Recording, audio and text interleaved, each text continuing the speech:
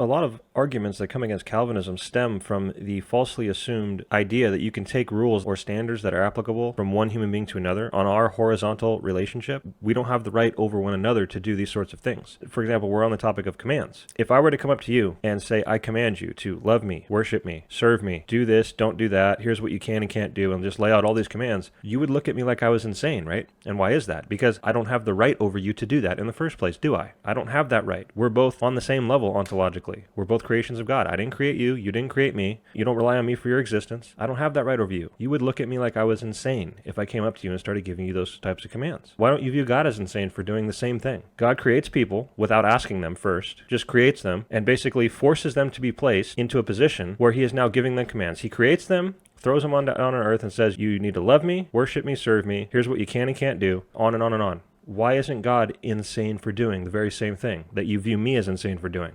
And the answer is obvious. It's because he is in a transcendent ultimate position as creator. He has every right to do that. He's the one who makes the rules. He has the right to determine what is right, what is wrong, what we can and can't do. It's not up to us. It's up to him. So you can see how you take a humanistic example where I would be viewed as insane. When you try to apply the exact same thing to God, it completely evaporates and everything's perfectly fine because God is God. He's in a transcendent position. He is not on our level. It is not us and him side by side in this existence, and we start making all sorts of false assumptions about how he can or can't hold us responsible if he's determining what we're doing. So take that same example about the idea of responsibility. If I were to determine that you did something and then tried to hold you responsible, you would call that ridiculous, illogical, unfair, maybe even insane.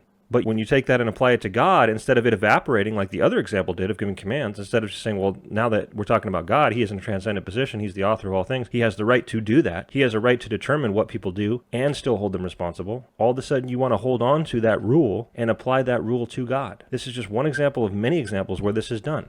You draw humanistic analogies, make assumptions, make rules, make standards, and then try to apply those to God as if he's on our level. And there's just many instances where the entire point is the ontological difference between God and us is he has the right over us to do these things in the first place because he is the divine creator, author, so on and so forth.